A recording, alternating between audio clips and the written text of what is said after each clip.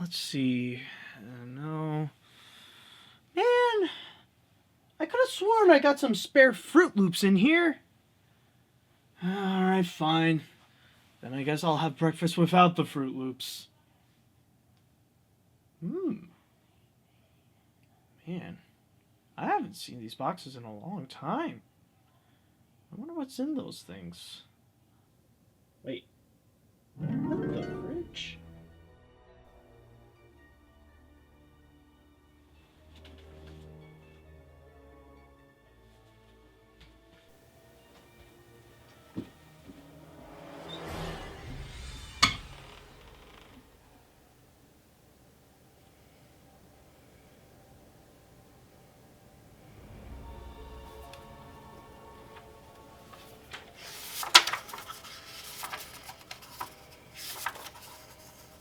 It's hard to believe it's been 6 years since I began researching the strange and wondrous secrets of Gravity Falls, Oregon?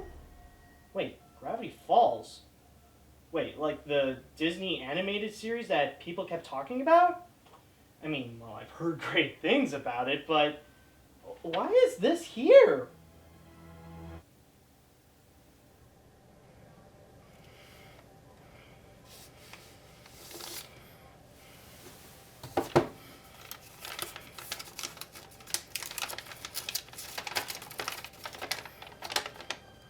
To whom picks up this journal? You could call me Mr. Nick J. I understand if this sounds crazy, but I have crossed dimensions and left this journal here in the hopes that the person who discovers it will learn about the secrets of Gravity Falls. Now that you have found it, since you are reading this letter, you are officially selected to uncover the secrets so you could arm yourself with knowledge on what could arrive on this dimension and what you could do to fight it when the time arrives. What you must do is research deeply into the origins and the legend of the Pines family and their time at Gravity Falls.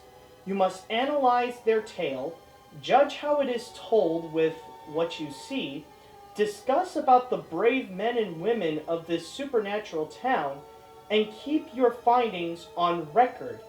It is up to you to know why the weird things are potentially happening, at least around your area.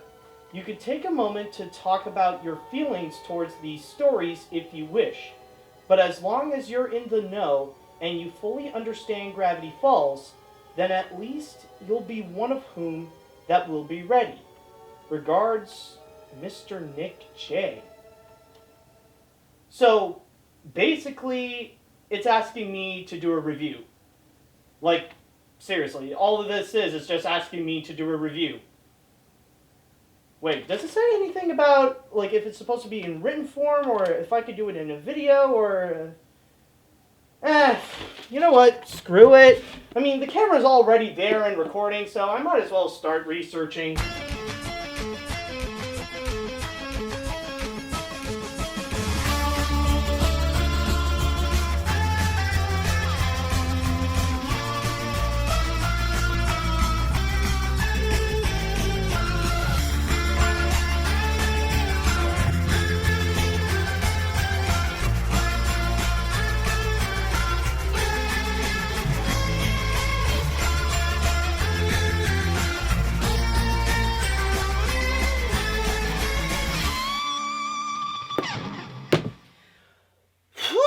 Boy. Now, I never thought I would be the one saying this, but let's talk about Gravity Falls. In case you're actually one of those people not familiar with this show, Gravity Falls is about the adventures of the 12-year-old twins Dipper and Mabel.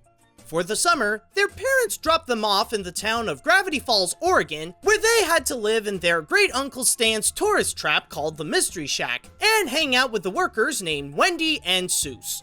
However, in every episode since Dipper found a mysterious journal, the crew would discover some supernatural phenomenon happening around town and set out to learn what they are and simultaneously learn something about themselves. At least, that is the basic premise of the show. You'll see later that the rabbit hole goes much deeper as we continue. Now, if you want to find the author that is responsible for putting the info of Gravity Falls on paper, then all you have to do is talk to Alex Hirsch, who actually took many elements from his childhood onto the show, including spending summer vacations with his twin sister and hanging around with his grandpa Stan.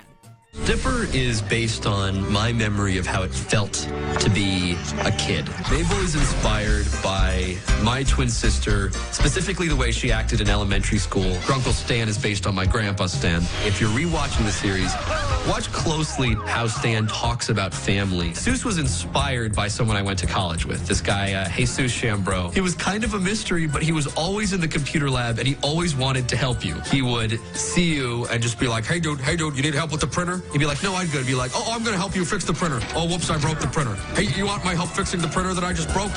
From the sound of it, it does seem like your typical Scooby-Doo style show, like something that Hanna-Barbera would make back in the 1970s. However, if you do watch it, you will see that the mysteries of Gravity Falls are unlike anything you'd had ever imagined. On the surface, it does seem like it would fit in those animated mystery shows that would blend supernatural elements and comedy like Scooby-Doo or Courage the Cowardly Dog. However, the series is actually a lot more complex than solving mysteries. In every episode, not only is the subject of the unknown the point of the story, but it's also meant to be character-driven by focusing on some of the people in the shack and uncovering some of the bigger secrets that would encompass the entire show. Like, who is the author of the journal, why are weird things happening in Gravity Falls, and what evil forces that they must ultimately stop. On top of sprinkling some humor in between, one of the show's biggest strengths is the way that it balances them all together seamlessly. Each episode is capable of producing its own unique story that would have some suspense and action, while it takes the time to develop their characters to have audiences care about them along their journey, which can also end off with a heartfelt moment where they can learn about the importance of family and friendship. But for those who want to stick around for more, they would get the extra gift about uncovering a little bit of the big questions about Gravity Falls. Who wrote it? Where are all the other journals? What was Bill talking about when he said everything was going to change? Don't worry, Dipper. Lord Mystery Ham is on the case. I play by my own rules, what? I don't know why I tell you things. As you can see, every episode offers so much substance that would give numerous of reasons to enjoy it. In fact, it's noticeable how it's very well thought out in the long run. I mean, it's hard to imagine another show that would keep close attention to detail on continuity and fish out previous moments on the spot. As impressive as the story can be, there is still one element that is remained to be tested in my eyes, and that is the animation. Now, as you probably know, since I am more of a movies kind of guy right over here, my standards in animation can be said to be a little higher than what you normally get in Western television animation. But when it comes to this show, even I have to admit that I have to give it some credit.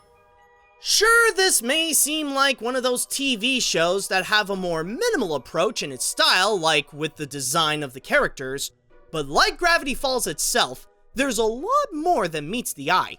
To find the true beauty in the designs, you'd have to look outside of the people.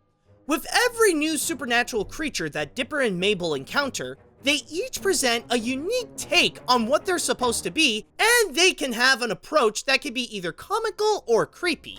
Some of these include the gnomes and the manitors that are a funnier version of the classic mythical creatures. Some, like the multi-bear and the dinosaurs, present a more realistic tone, and others, like the shapeshifter, the arachnomorph, and the summerween trickster, are meant to emphasize the scare factor and present a darker tone in the series. Not only that, but with creative designs also come with some good character animation. Although it is limited for television, it's still fun to see the different ways that the characters can move and what they do to solve a problem. Or just the different ways Mabel can goof off.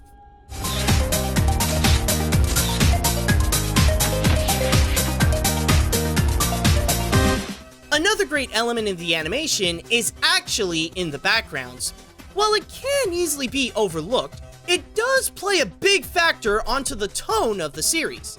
Not only are they well executed to portray a small modern town in the middle of a forest, but the use of color brings out a more natural feeling, like nature has completely encompassed the area. Notice the strong use of greens, browns, and the occasional different shades of reds and yellows. And then, of course, you have Mabel and her Technicolor sweaters. Thanks for these apocalypse sweaters, Mabel. The end of the world has never been so comfortable. However, if there is one thing that I am fully impressed with the animation, it has to be the multiple use of mediums. It's not like other shows where they use a variety of animation mediums for the sake of random humor. In here, they are used in a way to enhance the story. Rather it be pixel art with the video games, puppetry, stop motion, or even computer animation that blends so well with its 2D environments, something that not even most animated features are capable of doing. As I've said before though, part of Gravity Falls is meant to be a character-driven story.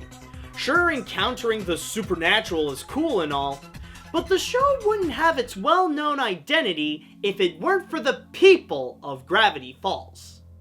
One of the biggest inspirations for Alex Hirsch is said to be The Simpsons, a show that audiences have grown to know and love not only the main characters, but also every single person in the town of Springfield. The reason why I point this out is because that influence can also be seen in this show, where the whole town has its own memorable cast, some of which even play a big part in the main story and to further develop the Pines. From Blubs and Durland, to Candy and Grenda, to Manly Dan, to Old Man McGucket, and many more. Each of these characters prove that they serve a function in the town and can have a little time to shine to play with the type of characters that they are in a satirical tone or just to be plain crazy and weird. Toby Determined, Gravity Falls gossiper. Do you really think this constitutes a wonder of the world? Your microphone's a turkey baster, Toby. It certainly is. Next question. Of course, though, the show wouldn't be without its villains like Little Gideon and Bill Cipher, where the powers that they possess can make them rather intimidating enemies, especially the last one where it's almost like he has control over all the weirdness that keeps happening in Gravity Falls. But enough talk about the other people, let's meet the ones in the Mystery Shack. First, there's Wendy, who is like the teenager that kids wish to be. Always laid back, a problem solver, ready to party and have fun, and the kind of person that makes you feel cooler when you hang out with her. Seuss is like the kind-hearted comic relief of the shack, always wanting to help his friends out, but can often be clumsy and can be a pretty good definition of a dork. This is the best moment of my life. This totally beats my old best moment.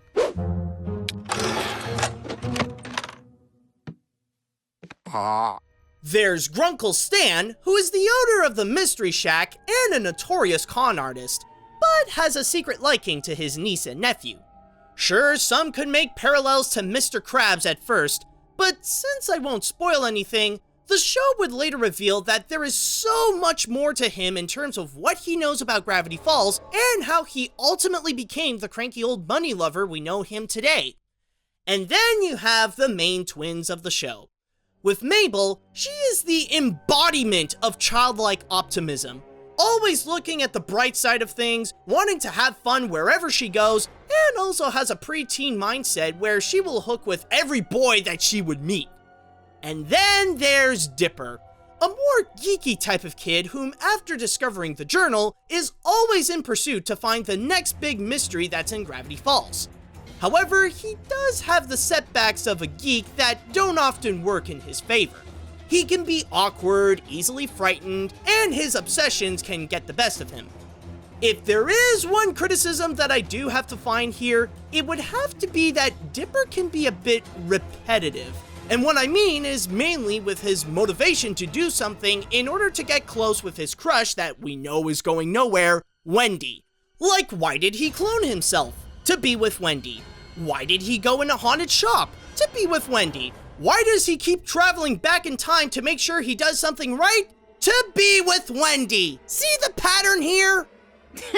I'm sorry. It looks funny when you're mad. But even with that, I will say that the characters are still all fantastic.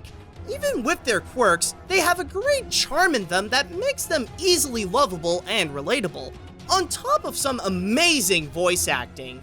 For me, some of the standout performances include Kristen Schaal as Mabel, which is probably her best acting in an animated project, Alex Hirsch as a variety of characters like Grunkle Stan, Seuss, Bill Cipher, and many more, and one particular actor that I don't want to say because his character will only appear in the last quarter of the series that plays a very huge role and it would be a major spoiler, but he did a very good job in his part.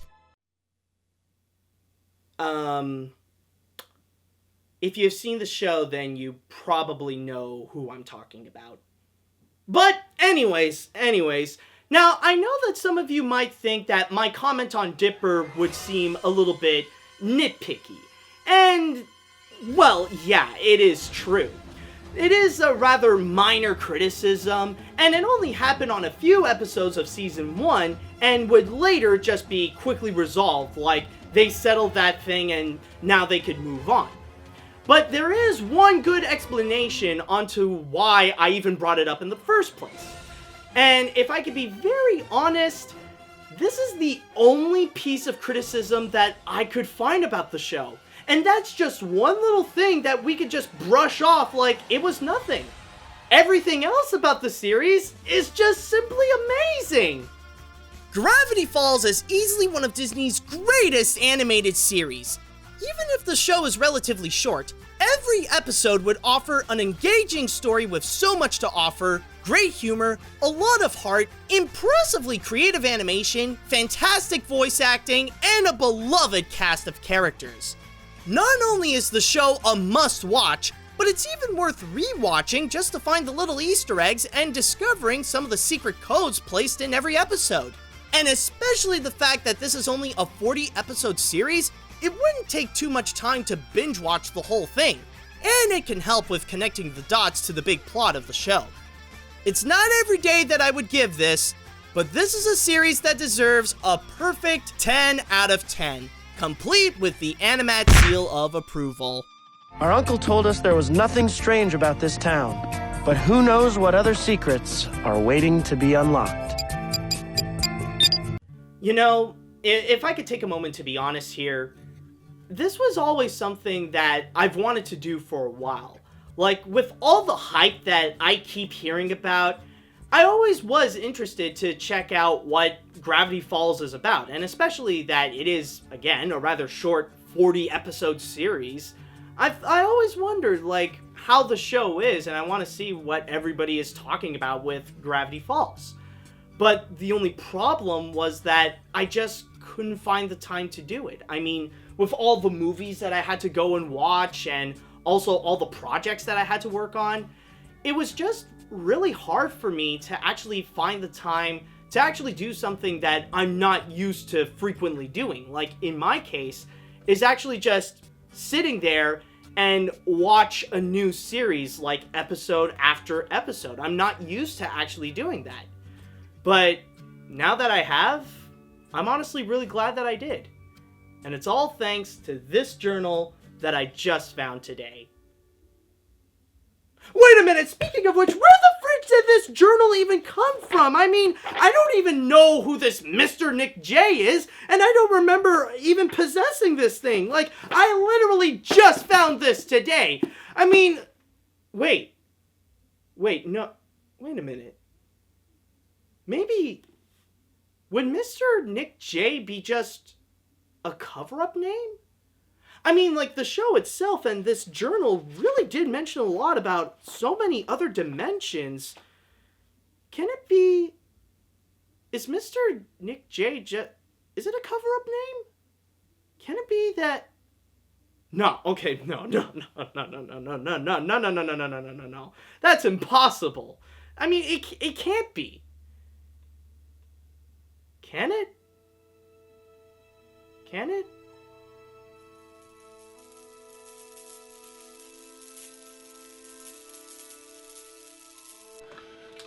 I know you're a movies kind of guy, AniMat, but it's better to know what's in the other dimensions when the time comes that they enter into yours.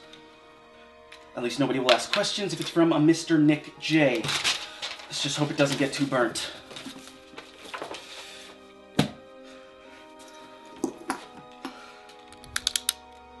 Here goes.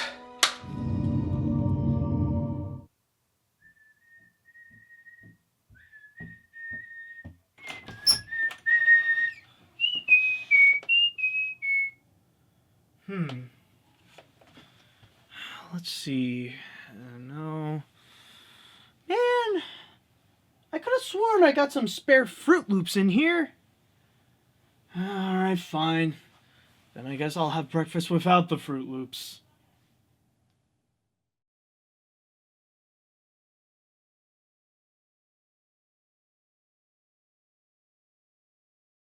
What the fridge?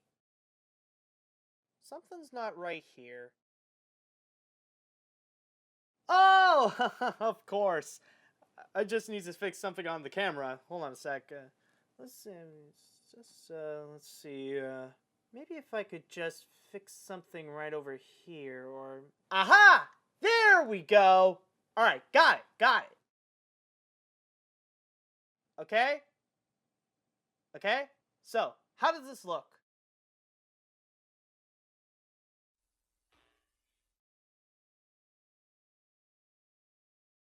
Okay, so maybe it didn't solve the problem, but at least it was better than it was before.